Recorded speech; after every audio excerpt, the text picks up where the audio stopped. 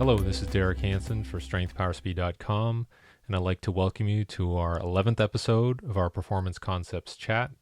And before we get into that episode, I want to comment a bit about the previous week's episode with Pat Davidson on central nervous system fatigue.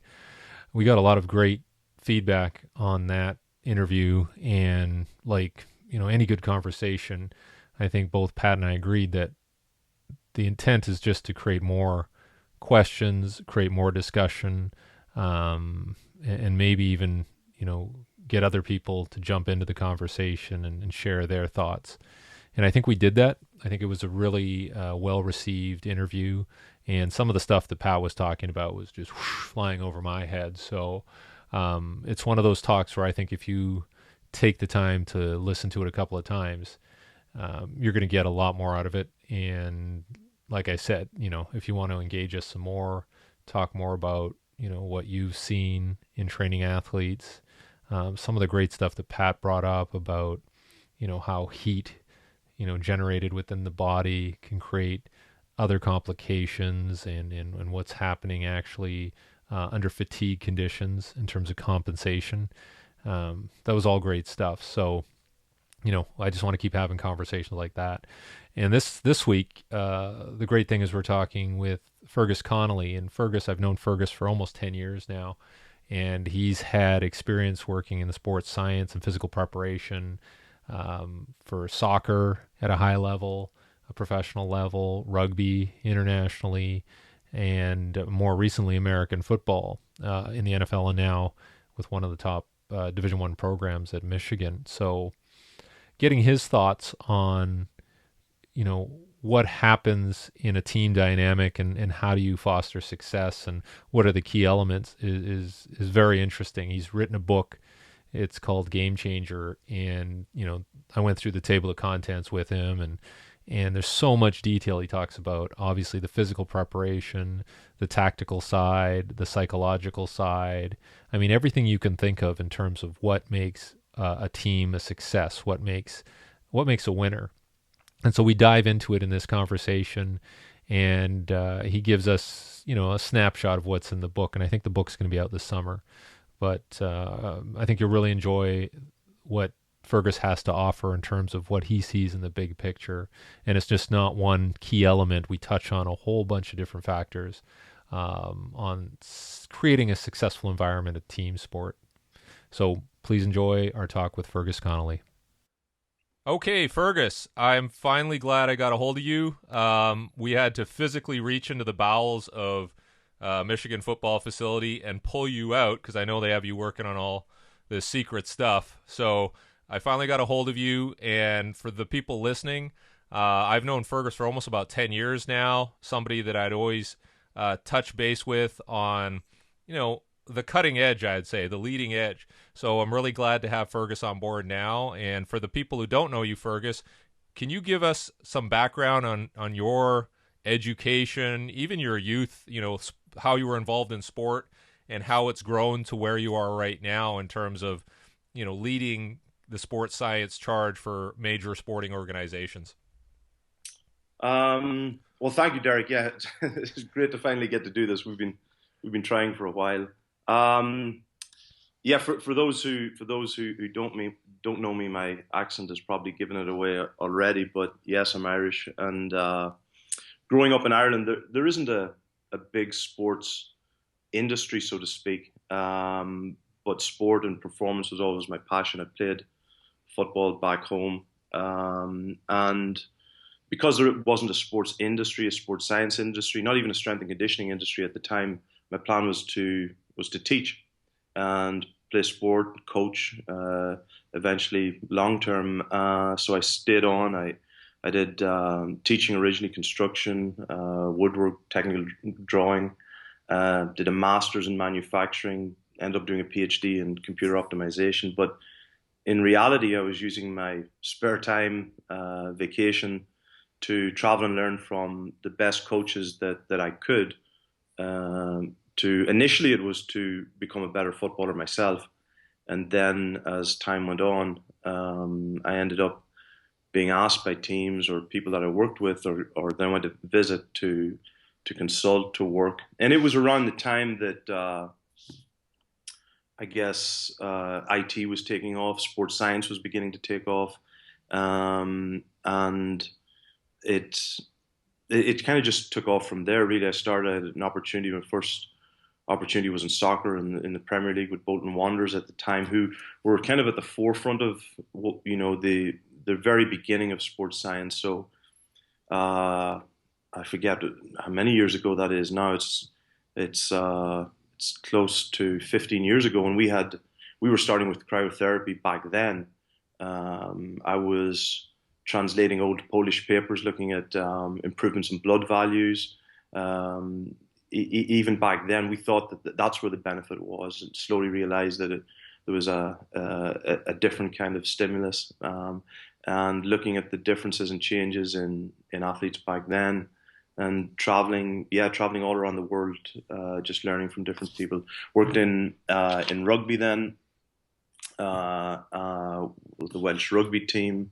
Worked and ended up then consulting across lots of different sports: Australian rules, rugby league, rugby union, and then because I was a US citizen, I ended up doing a lot of work in the States initially, way back with the Cleveland Browns, with Tom Myslinski, way back then, introducing sharing ideas and introducing GPS back to the NFL way back then, actually. And between one thing and another, then ended up at the 49ers with Coach Harbaugh, who now I'm with here at Michigan. So it's been an interesting journey. I think I've always, at the start, moving from sport to sport, I thought it was a great idea. I thought it was a great challenge. Because I didn't grow up playing soccer, I didn't grow up playing rugby. I grew up playing Gaelic football, Irish football. So I never didn't have an allegiance to any sport, and I was always trying to just understand human performance, whether that be in the military, whether that be in sport. How do we as teams perform? I had the opportunity to work with some boxers as well, but my interest has always been in team sport. How do you get a group of people to win? And I started off trying to answer that question. I'm still trying to answer it. I don't have the answers. I've worked as a nutritionist, worked as a strength coach, worked as a sports scientist, worked as an actual coach, part-time psychologist, as we all are. And again, just trying to answer that question. How do you get a group of people to win a game, essentially? It's interesting. I think I want to go back a bit and talk about your formal education. And even though it's not a sports science education, which is interesting, people, because there's all these discussions about, people aren't certified and people should have sports science degrees to be in charge of organizations, sports, strength and conditioning or whatever. But in your mind, what was valuable about your education that you're carrying forward? I think I think there are two things. I think starting off, teaching is incredibly important. A rugby player, I won't name him, a very, very famous rugby player, asked me one time as he was retiring, he was going to move into coaching. What should he do? And I told him that the smartest thing he could do is spend some time with his wife, who was a primary school teacher, and just observe, just watch how she teaches, because essentially in coaching, you're trying to achieve similar outcomes. You're trying to ingrain habits through experiences that will allow children succeed in life. And sport, we have to understand and recognize that that's the reality of sport and team sport for the majority of people. For the majority of people we come in contact with, they're not going to play in the pros. They're not going to play in the NBA. So what is it that we're really doing? And the teaching gave me a wonderful foundation in dealing with people, people skills, understanding people, recognizing that it's not about you. It is about the other person and where they come from. The manufacturing, the industry side was particularly interesting, understanding simple things like ergonomics, and it's still something that I look at today. With when I work with teams, that the flow of people through a facility is critical. Whose office do they pass most often? Are they going to be inclined to to stop in. Small things, even what have you got in your office? Anybody who's visited my office at Michigan knows that I have a couch in my office straight in front of my desk because I know that players who come in sit down are more inclined to sit down, relax, chat, chat about something, and then eventually you get to realize actually what they really came in to speak about. Whereas if it's a hard seat, they're less inclined to. My doors are always open. That's something I learned from Coach Harbaugh. His door is always open. Another thing I learned from him was that if a player walks into your room, it doesn't matter who is in the room. The player comes first. Everything else stops. Small things like that. And also, that was where I was first introduced to manufacturing concepts like just-in-time, theory of constraints. Basically, how do you improve group performance, team performance, and lastly, then I guess the formal education, computer science. There are some wonderful things to be learned from the theory of, the origins of computer science, and simply the analytical, structured way of understanding problems and problem solving. Because largely in programming, that's what you're doing. You're solving problems, and the great leveler of all is that in code or in computer science, technology does exactly what it's supposed to do. So you have to understand that. So it's going to give you an answer, and if you use it wrong, design it wrong, it's going to give you the wrong answer. But it's doing its job, and it's to understand that. So I think I was fortunate timing wise. I was unfortunate in one sense because there was no formal opportunity for me to do sports science. But not having had that formal education, I guess, in sports science forced me to learn, through my own wits, for want of a better term. And that's been my journey, through, like I say, through sports science, through trying to essentially get answers for coaches at the coalface. Yeah. So you really wouldn't change a thing in terms of how that worked out for you. No, no, and you'd be surprised the number of coaches who, I was very apologetic at first to coaches, speaking about, look, I don't have a formal education, and they would stop me straight away and say, look, you've got a wonderful diverse background to bring to the table.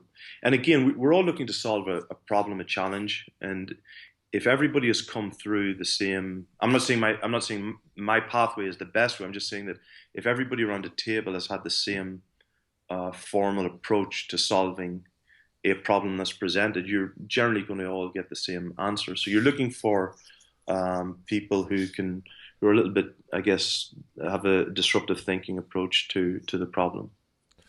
Now, I feel I can't let you off the hook here because you mentioned Coach Harbaugh, and everybody's like, "Oh, what's he like?" Right? And if you watch him on the sidelines and you see him in press conferences, he seems like the anti-Pete Carroll.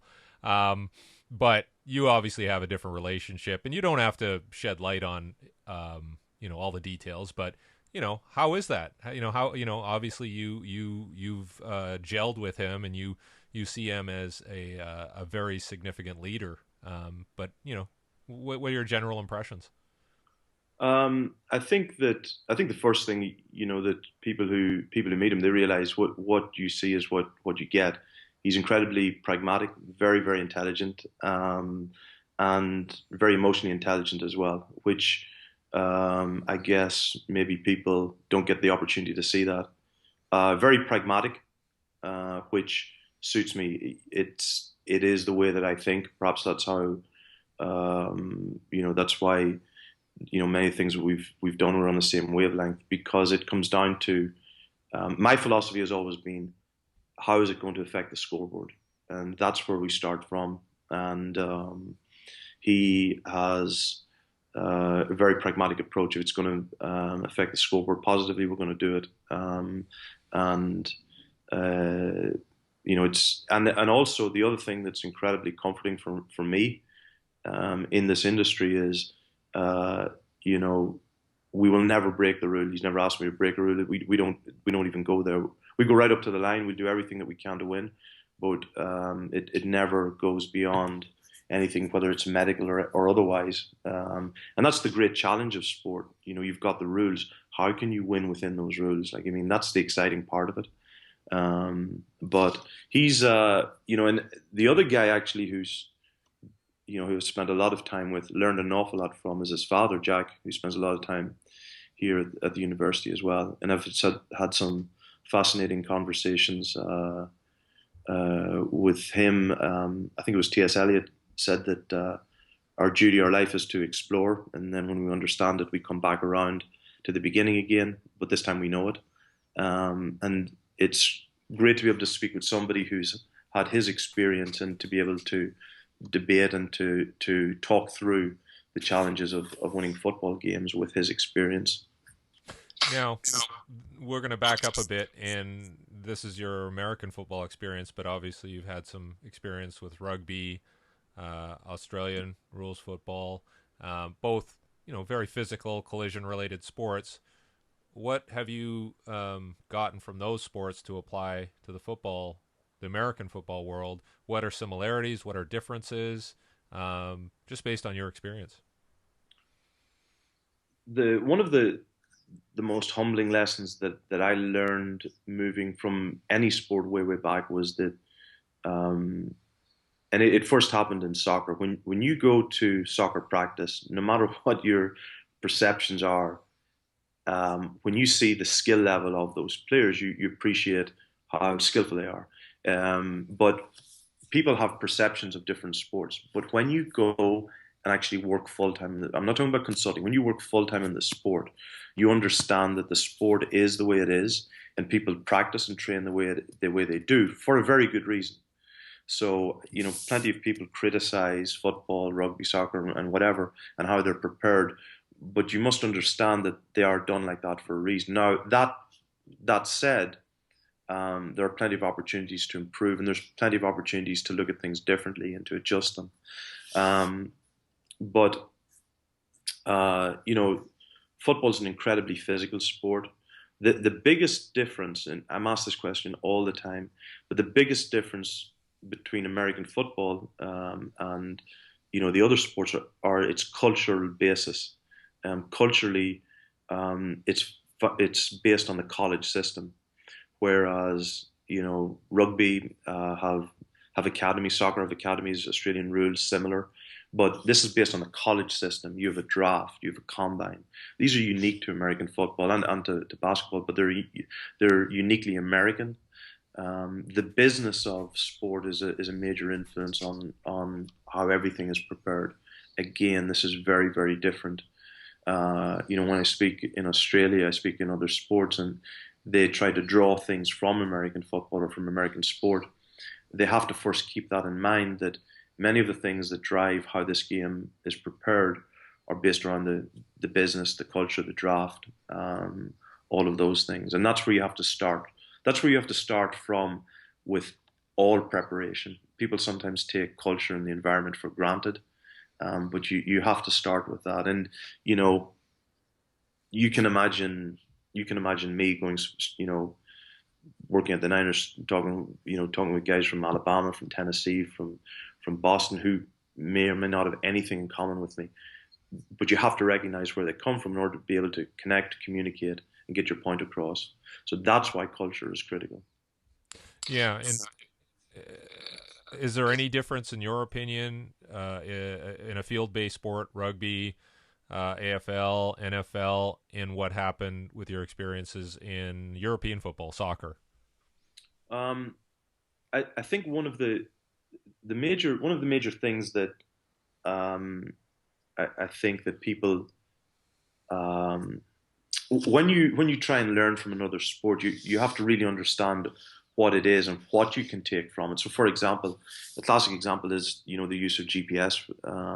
In American football, it's not near as useful in most of the positions because the feedback, the information that it's going to give you is not three-dimensional, so to speak. It's not giving you the full measure of impact, and people just take the GPS load or whatever the metric is.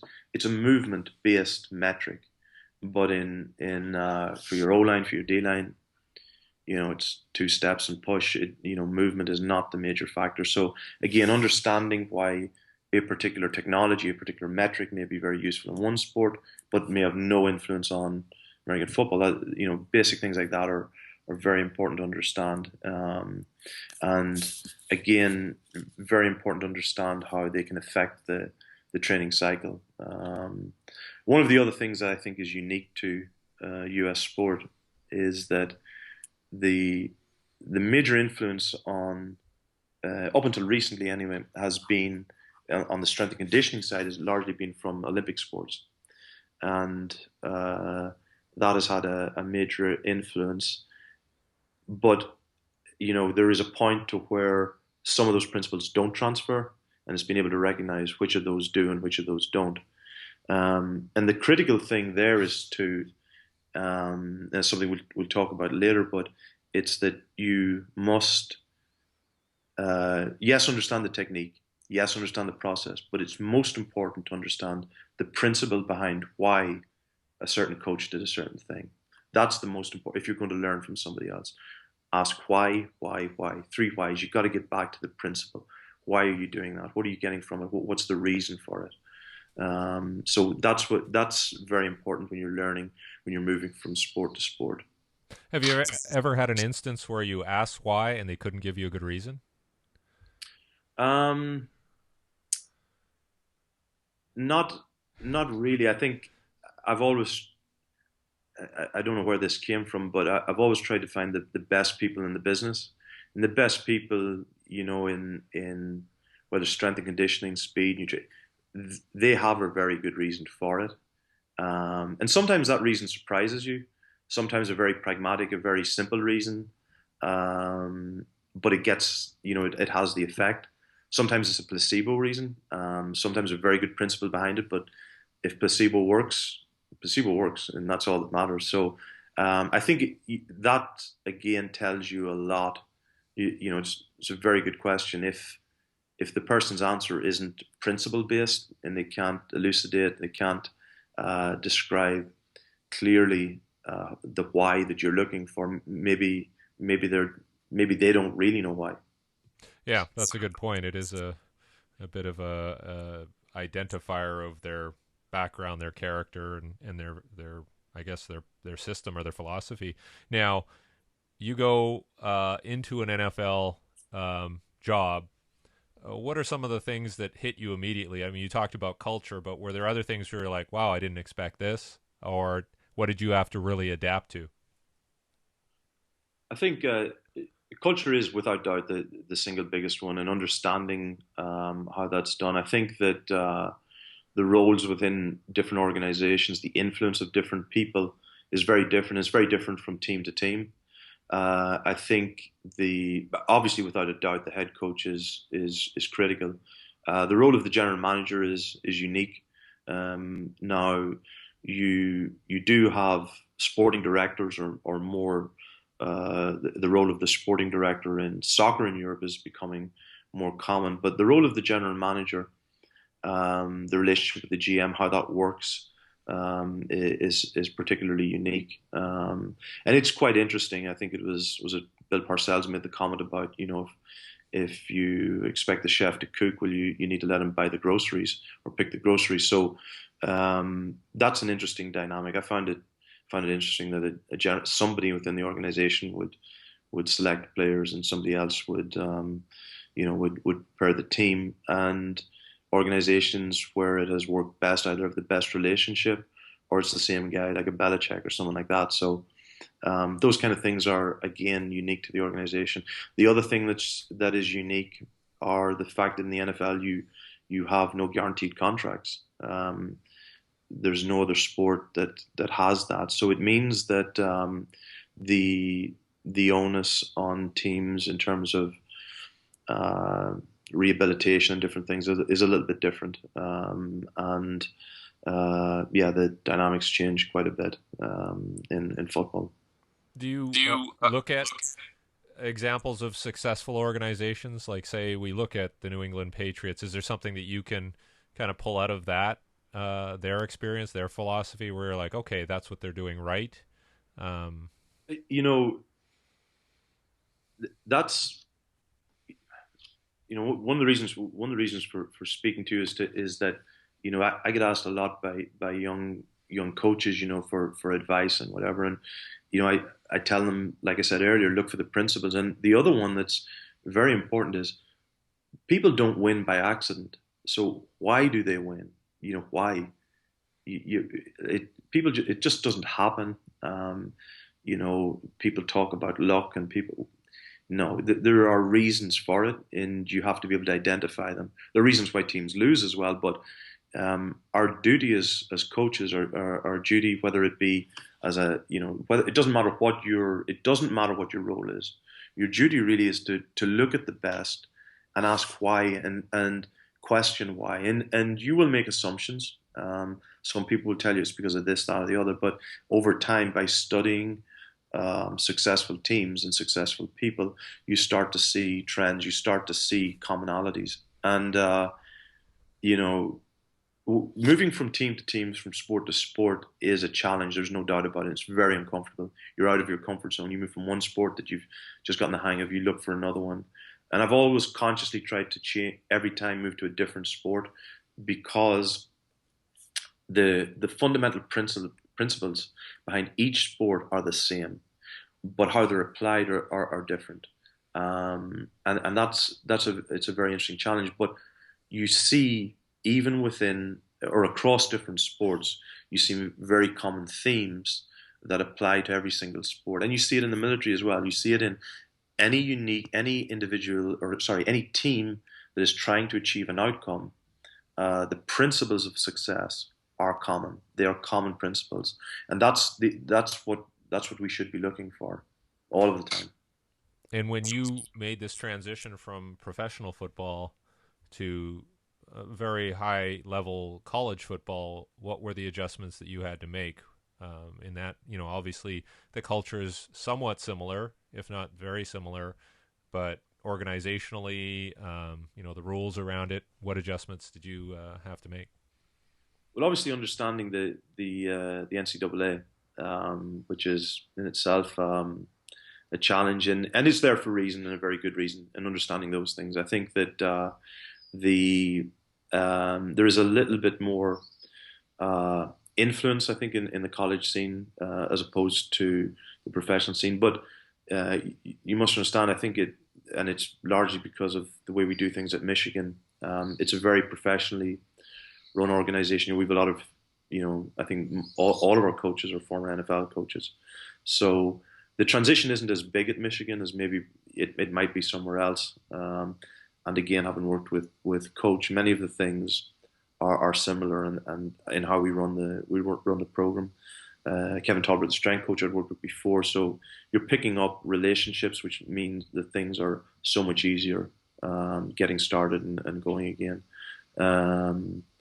But I think you've got players who perhaps are not as far on in their playing age, their professional age. So there's a greater opportunity to educate and to instill habits that are going to last these guys hopefully for a long time here at Michigan or beyond. So do you feel that you possibly have a bigger impact at this level? Is that something you think about? Um, I've never really thought of it. I've never really thought about whether it's bigger or less. I think you're always looking to try and, have a positive impact on the guys, both on and off the field, inside Schembechler and outside Schembechler building. You're trying to help these men grow up with, like I say, good principles, and so that will stand them in good stead over time. But yeah, in the NFL, it's like everywhere. You'll get players who will connect, will buy in greatly. Then you'll find other players who you didn't think, but all of a sudden you realize actually they're taking it on board. Everybody's a different way of learning, of taking the information in. But at the end of the day, you're still trying to ingrain a positive habit or a habit, to get an outcome from a player. That's what you're trying to do at all stages. And you've touched on making those connections on the personal side. Where does technology come in for you? You mentioned GPS, but we're obviously in a world where technology is in the palm of everybody's hand. How do you make people better? How do you make the team better? How do you provide feedback via all these technologies in a constructive way? So again, when I was starting out, I think it was just at the time where technology was taking off and people were starting to rely more and more on their phone. Now if your phone goes down, you're lost. You don't know what to do. And technology is an incredibly important role in society. But again, it has a role. It's understanding that role. It's understanding that influence. But one of the most important jobs that a sports scientist has in the actual in the team environment is knowing what doesn't work and knowing the limitations of whether it's technology, whether it's whatever protocol procedure they put in place, and that's incredibly important. So whether it's a Fitbit you use, you must recognize that there is a period where there will be great buy-in, there'll be wonderful coherence, there will be compliance, but there is a life cycle, and generally, as a rule, that will fall off. So how are you going to use it? What's the pathway? And I have a graphic I can share it with you and share with your members on the pathway of when and where do you want to implement and introduce different technologies, and it all comes back to really one of the key rules that I've always used is work backwards from the game, work backwards from the outcome. What is the outcome that you're looking for? Can you do it without technology, or can you do it in a simpler way? And if you can do that, do you need to resort to spending 50, 60, maybe $250,000 on GPS technology or whatever the technology might be? So it really comes down to identifying what the problem is, seeing can we solve it in, first of all, can you solve it without the athlete even knowing? Can you get the desired outcome without even speaking to the athlete? Can you do that? If you can do that, well then let's do that. Let's move on to the next problem then, and then use technology to solve the problem. It's, to use the old phrase, if the only thing you have is a hammer, well then everything's going to look like a nail. I think one of the mistakes that a lot of organizations do make is they start with technology, and then they try and find a problem that it will fix, as opposed to the other way around. You will find more and more teams, for example, won't use heart rate variability, won't use a GPS system because they'll identify problems, or they'll start to identify better what it is they need to improve and prioritize those things. It's a theory of constraints. It's what is affecting us progressing, and let's deal with that. There's a story told about two groups of after the Cold War, two groups of astronauts from two different countries. One after spending $1 million to develop a pen that would work in space, getting up there and coming across another group who are using a pencil. Whatever the simplest solution is, that's what you should use. In my opinion, the simplest, most efficient. Great analogy. So moving forward, we've gone over a lot of your different experiences and your thoughts and philosophies, and now you are, completing a book project, and it's a pretty comprehensive book. You've sent me excerpts and the table of contents, and pretty ambitious, and it's called Game Changer. First, before we get into the details of the book, what motivated you to write this? Over the years, I think there's two main reasons. One was that over the years, I had always kept I had a black notebook that I would always keep updated with my principles, my theories. And again, actually, before I go any further, there's nothing in the book that's mine. Everything is drawn from lots of different people. So that's the first thing. But it was basically what worked, and what I started to realize were that there were common themes. And again, this led me down the path of understanding principles, macro principles, micro principles, and understanding how things must be cohesive in order to work. understanding that there are models that work universally from across all team sports. So the first one was to be able to formalize my understanding of everything into a book. And I was going to do this anyway, one way or the other. And then it was an opportunity to put something in front of the next generation who come through, who will email me, who will contact me, who want direction or help.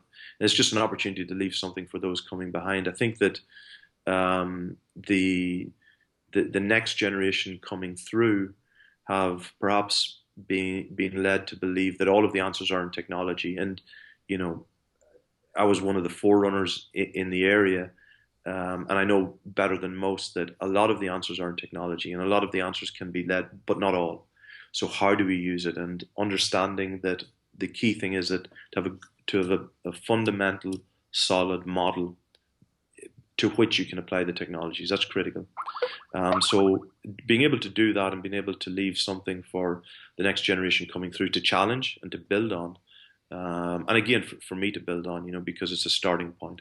So that was the reason for putting the book together. It is ambitious, but in order to present something that would cover all of the aspects of the game and of the team sport, it was important for me to cover, how you look at a game, how you present the game, how you integrate, the head coach along with performance analysis, along with whether it's nutrition, psychology. How does the whole thing come together? And then how do you work backwards to the athlete, to training, and to the team environment? Yeah, and there's some notes I made here just on some of the details of the content.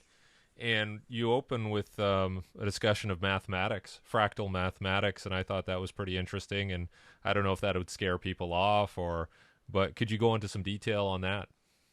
Well, I think the understanding of fractals is critical, and general systems theory is really, really critical. And it's a really simple introduction to the fact that everything is a subset of one another. So if you're going to practice, whether it's, for example, a basketball scrimmage, a football scrimmage, it's to understand that every small thing you do has a wider impact on the game itself. So how do we use every single moment? Something as simple as a warm-up. That can be 10, 15 minutes of mindless movements, or it can be 10, 15 minutes of practicing awareness, spatial awareness, having the warm-up benefits, but also having a very specific impact on the athletes. And that's the key thing, to be able to understand that. And again, fractals may scare people, but it's not fractals as you might think about it, as you might consider it. Other things you mentioned are some game principles like moments and decision making. How important are those elements? So I think one of the key things that sometimes is lost in this is that like you, I'm not interested in strength training. I'm not interested in sports. I'm interested in how do you win a game and what happens at a particular moment in time when a player either catches a ball, misses a ball, whether they miss a shot, whether they fumble. At that moment in time, what is happening? So there's a game moment that you must understand. Is it offense, defense? And then how do we build decision making? So, decision making is based on instinct. It's based on emotion. You will often ask great players, why they do things, and they can't explain to you. But what has happened in there is an emotional experience that they're relying on. There's a pattern that has been laid down through thousands and thousands of reps, and that's what we are talking about. How do we create that moment? How do we ingrain positive decision making? And how do we use every quality moment of practice to achieve that and maximize the training time that we have? Because training time is limited. Mm-hmm. And how do you do it? And this isn't about being soft. It's certainly not, protective or cuddly or anything like that. It's not about, the aim is not to reduce injury, so to speak. The aim is how do we generate an experience, subliminally or otherwise, subconsciously or otherwise, in an athlete so that when they are in a similar moment, the pattern recognition, the emotion will lead to the outcome that we expect. And that's why, we look at, and that's why, fractals or general systems theory that's why we lead, and that's why I try and explain the book is how we do that, how we create practices that lead to habits that win.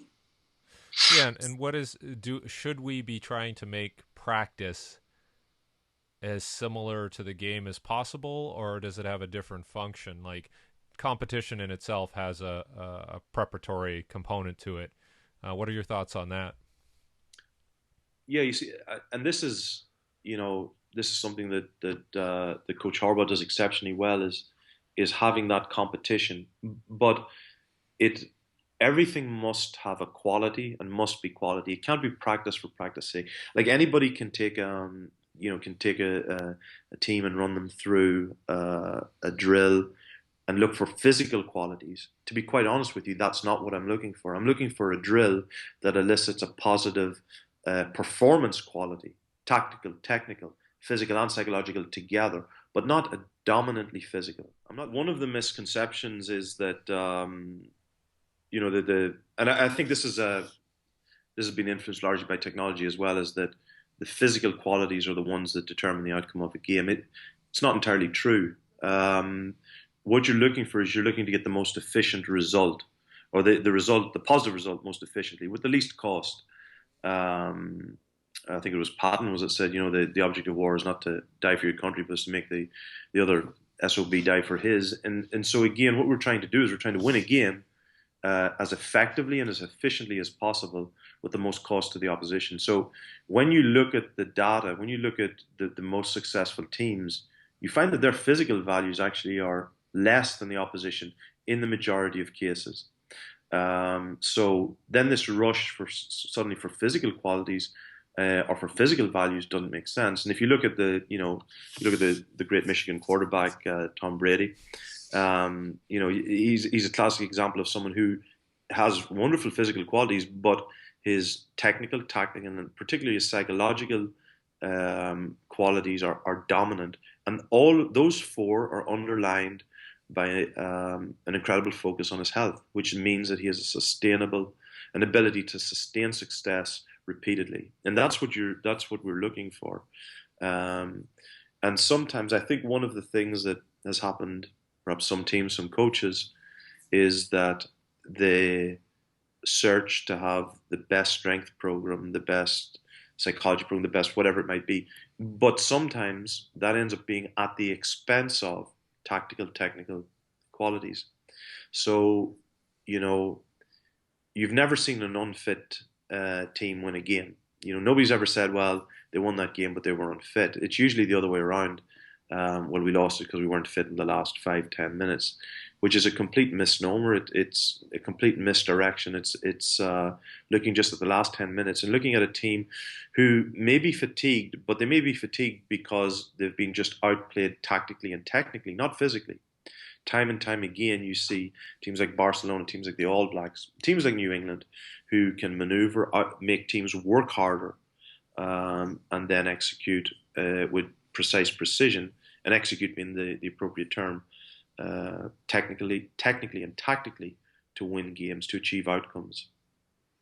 And these things are universal to basketball, to football, to soccer, to Australian rules, and that's what we're looking to achieve. And back to practice, started sounding like Allen Iverson, but the role of practice is to be able to generate experiences in the player, experiences, patterns that they can recognize and execute. I'm not talking simply about visual patterns. I'm talking about movement, coherent patterns with their teammates, with the opposition, and so that they learn what they can execute, how they can execute it, and as efficiently as possible. Yeah, and I mean the next thing I'm going to ask you about is the coaching side, and you talk about winning, leadership, culture, innovation, and coaching.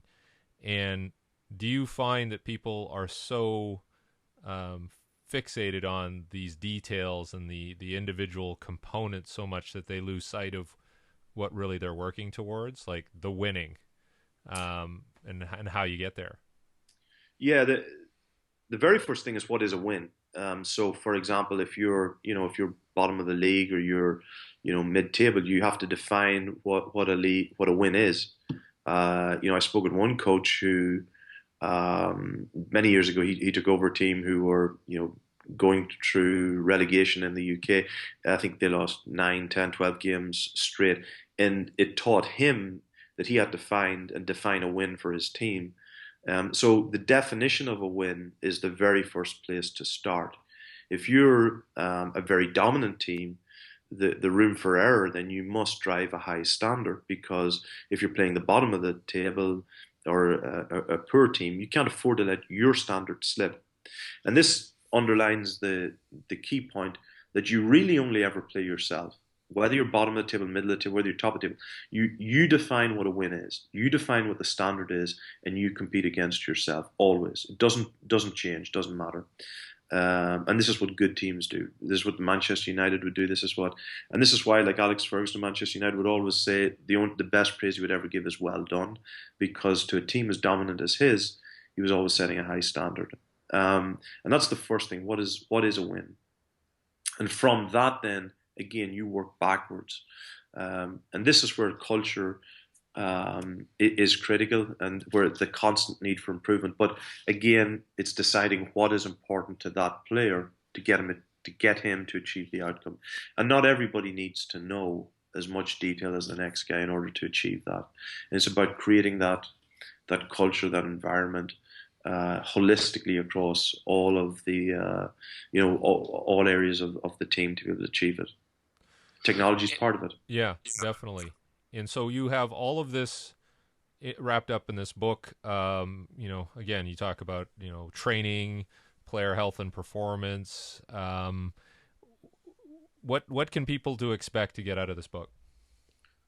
I'm hoping. Well, there is no doubt that a lot of sacred cows, so to speak, will be challenged, but I don't think that's a bad thing. I think it's something that personally I've always looked for, is to be challenged, and to have the norms challenged, so that we continue to learn. Like I said, I think it's a starting point. There are not, I don't know of any really books on team sport that are out there, which was another reason to put it out there for teams to be able to take. And it's I make a very clear point at the beginning of the book. This is not for a sports scientist. It's not for a strength coach.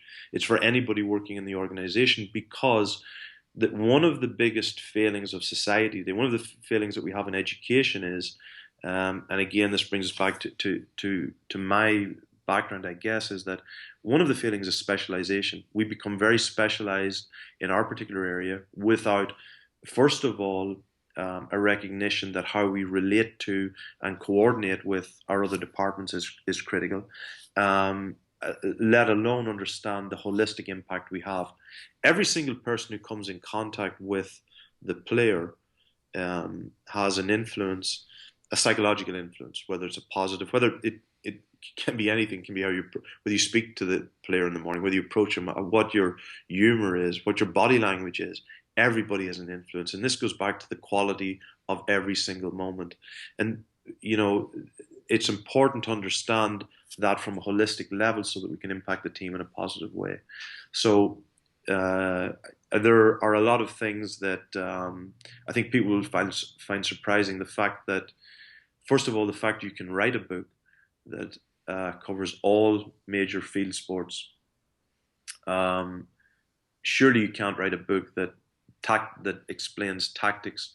The principles tactically are the same in every field sport. Well, they actually are, because in offense, you're trying to create space. Space creates time.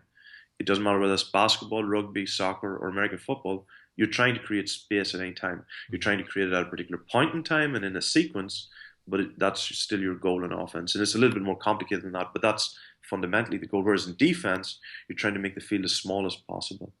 So the tactical principles are the same.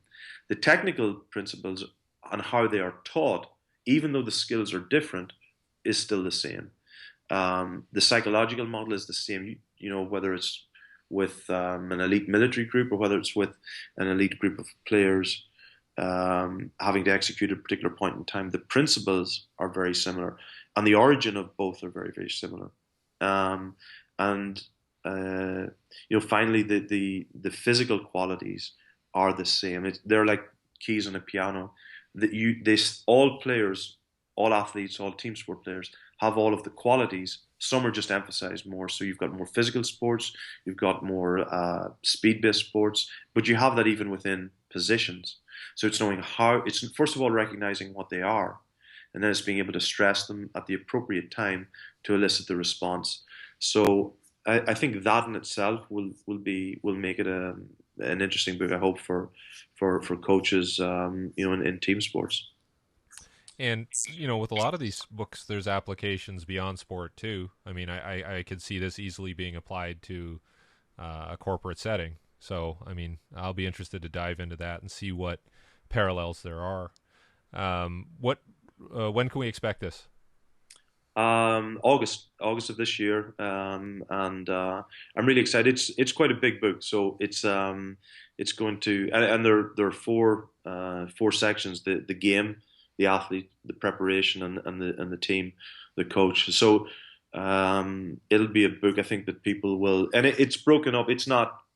It's very. It's an easy read because again, I've broken it down into the principles so that people can understand those, and again challenge them. I'm looking forward to the feedback. I can't wait to get your feedback, Derek, on it, and find out what things, because again, like I said, this has been a book over many years that I've been refining, and again, it's something that will continue to be refined and improved upon. But it is the basic principles, as best I can do, of team sport as a whole. Well, we'll definitely go through it and then follow up with you and again discuss it in more detail. I just wanted to give people at least a snapshot of what to expect. Now, one thing I want to ask to finish off is, what is around the corner for sport performance, high performance sport? What do you think that organizations should be looking towards to improve and sustain improvement? I think I think the myth of technology being the answer, the myth of sports science being the answer is clearly evident now. If you look at the teams, like I said before, who've invested the most and boasted loudest about their investment in whatever the technology is, they've not delivered results. It's clear. So that underlines the fact that there is a balance to be found and to be searched for between, and the US military have had this challenge as well, between human intelligence, system intelligence, between technology and people. And it's understanding, and it's not singularity, it's not about the coming together, it's about how do we make decisions based on the information that's available to us and not allow one thing to overly influence the other. It's not as simple as biases. It's about creating an ecosystem or an environment whereby the data is collected to allow people make the best possible decisions. But again, it all starts with working backwards. It all starts with understanding. And the most important thing as you work backwards is, do you have a model of what it is that you're looking at? So the understanding of general systems theory, and understanding why a model is important. And by a model, I mean, what is your understanding of the game or the event? What does that look like to you? And based on that, then you build a game plan. And that's how it's done. When you have a game plan, you know what your objectives are. How do we achieve those objectives? And that's what I mean by working backwards. What's the model of the game? What do the actors do in that environment? When I say actors again, I mean everybody from the coaches down. What is the impact of that influence? So working backwards from that, I think that's the great challenge that we have. And you'll find that the teams who, again, who've invested very strongly in one particular area or another, will start to realize it's about finding that balance and understanding that to allow them win, which is unique to every single team. Yeah, because I'm sure people come up to you and say, "What should I get? What should I buy? What will make a difference in my organization?" And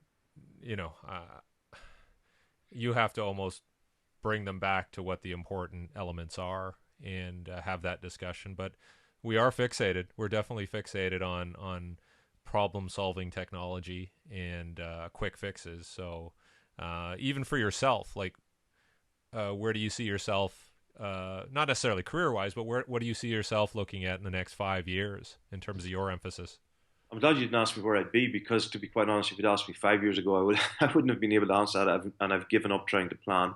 For me, it's always been a journey of trying to understand human performance, that's what's fascinated me. I think the great challenges are in presenting the models that that coaches can use, and I think there is a generation coming through, perhaps, that I've had the opportunity to learn from some incredibly bright people. Whether it's Charlie, Dan, Kelvin Giles, people all over the world, and lots of people who take Al or Rob, all of these different people who you and I, forgive me, are first name basis with, but they're a generation maybe that the next group coming through haven't had the opportunity to learn from.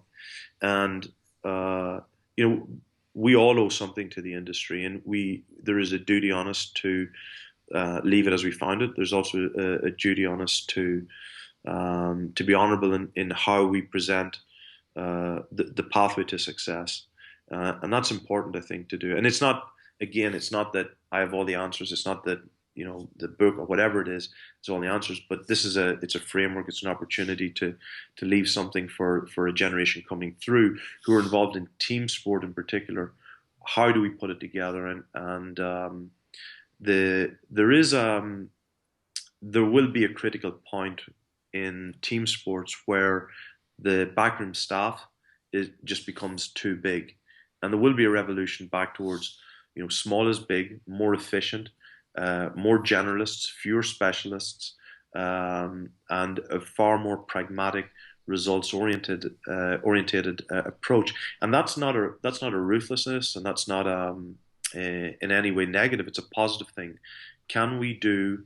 Can we be more effective with fewer people? And if you look at the most effective organizations, the most progressive, those at the cutting edge, those in the most challenging environments, whether that is in technology, whether that is in military, whether it's in security, that's what the trend is towards. Small groups of people who have a far broader and more open-minded approach to problem solving. And how do we do that? How do we put that? How do we put that together? That's a good point, because I know in my own experience, I've seen organizations that have grown and bloated so much that if half the organization was on a plane and it crashed somewhere in the Indian Ocean, the organization wouldn't be worse off. It might even be better off, because you have more inefficiency and more personal contact now. Not that I'm proposing that we send people off into a plane crash anywhere, but yeah, I think the thing about your book is you say it might not have all the answers, but I think it's important to start the conversation and get people to ask questions more. And I think a lot of people just settle and go, okay, this is the way it is. And if you can dispel some of the myths and make people go, hey, I never really thought of that, maybe we should be looking at that. I think that's going to be the value in your book. Yeah, there are an awful lot of assumptions as well made, and it's people would say that sport is copycat and maybe that's a lazy answer in one sense, because it's an incredibly competitive, busy environment, and it's difficult to stay up to speed with all of the developments. And it's hard work to constantly critique and to understand these different things. Somebody asked me recently about designing a course for coaches across the board, and I said to them the two most important modules would be in critical thinking and sociology, because the ability to critically think and analyze and to follow things through and to form your own understanding is seems very simple, but it's very, very important. Karl von Clausewitz once said about war that everything in war is easy, but the easy things are difficult, and that's the same in sport. It appears very, very simple, very straightforward, but those things have a lot of complexity to them, and we need to be able to ensure that we can challenge the conventional thinking and not just follow things for the sake of it.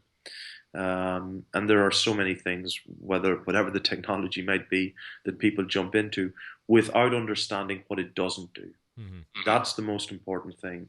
If you only see part of the puzzle, and you're only assessing on those values. And the simplest way to think about it as well is that you've got five elements that make up any athlete. The fundamental basis is health. That's the foundation, and that determines the length of the career. Now, any elite athlete can compensate for a short period of time, but the four other coactives that matter are the physical, psychological, tactical, and technical, TTPP. And those four are, unless we measure all of them, or at least take account of all of them, we're only looking at part of the puzzle. And how many teams are only measuring the physical? And there's a danger because we can measure it, and we can measure it incredibly well. What's your bench? What do you squat? What's your vertical? What's your 40? The combine, classic example. Yeah.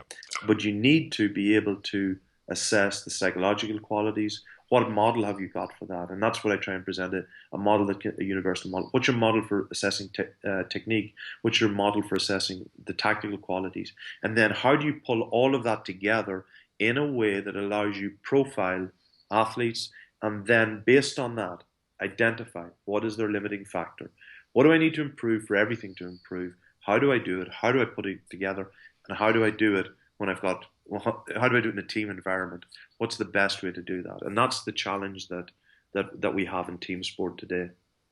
Yeah, that's a good point. It's not going to be easy. It's going to be a lot of work. It's going to be a lot of personal time. And what's interesting for me is that I think a lot of people in the industry are putting in long hours, but the question is, are those long hours being used effectively to achieve ultimately the success and the wins, and perhaps not. There's a lot of work that needs to be done on identifying, and hopefully people look at this book and go, wow, okay, he's really broken it down, and now I can start to examine what I'm doing in more detail and identify where the deficiencies are, where the inefficiencies are. And that's what I'm looking forward to seeing out of this book too. So yeah, I think there is a tendency in Western culture to, when there's a problem, well, let's improve the quantity that we're throwing at it, rather than stepping back and looking at quality. And Lincoln's quote is the one that I remind people most of. If I had 7 hours to chop down a tree, I'd spend 5 of them sharpening the axe. That's the most important takeaway from this. And you see it with technology companies who are jumping into this space.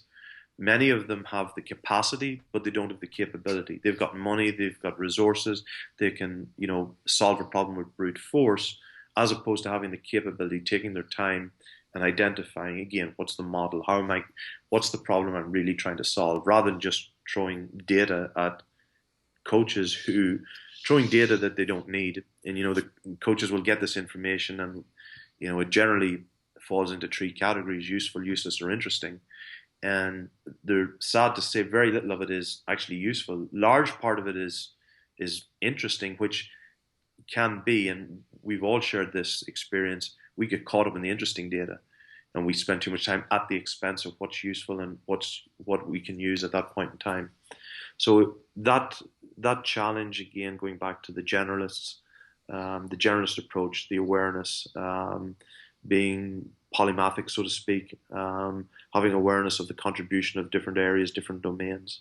Right. And that's the other thing. That's something that I think people will take from the book, as well as the lessons that I've drawn from other areas, whether it's military space program, from different sports, and where people have solved similar problems at the cutting edge, and what the lessons are that we can learn without having to make those mistakes.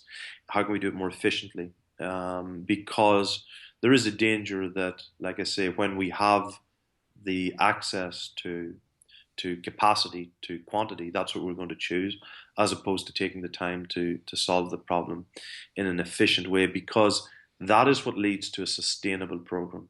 That's what leads to sustainable, dominant success. How do we do that? And I'm reminded of a quote by a rugby coach one time, who said that it's not the pioneers who get the gold, it's the settlers. So you never want to be the absolute first rushing in. You want to take your time and decide where you're going to settle and where you're going to gain the benefits of knowing where the gold is. So I look forward to your critique. Definitely. Well, thank you for taking the time, and I look forward to going through the book and just pulling out more ideas that I can kind of feed back to you and say, okay, let's talk about this in a little more detail. And that's what we'll do. We'll do a follow up and really mine for gold. But thank you very much for taking the time, Fergus. I know it's pretty hectic for you. No, I appreciate it, Derek. Thank you very much, and thanks for everything you do for the coaches and for sports scientists and for the future professionals in this career. It's very valued and very needed as well. Awesome. Thank you very much. And so let's touch base in a couple of months as we get closer to the book release, and we'll dive into it some more. Speak soon, Derek. Thank you. Thank you. So I hope you enjoyed our conversation with Fergus Connolly. And I know with a lot of these talks that I could go on forever. And quite honestly, after I shut off, the recording device, I'm still talking with him and we're asking more questions. So at some point, maybe I'll throw those into the mix as well, and you can hear what we talked about. But I mean, the bulk of that conversation was very informative. I'm really looking forward to his book coming out this summer, Game Changer. And it looks like something, every coach should have. Anybody involved with sport, and maybe even at the corporate level too, in terms of all the different variables that you can work with to make sure you have a successful team. So if you have feedback, please engage us on Facebook at Strength Power Speed. That's Strength Power Speed with no vowels, and also on Twitter at Strength Power Speed. And of course, we'll be posting this on YouTube, and you can add your comments there. So once again, thanks for joining us on strengthpowerspeed.com.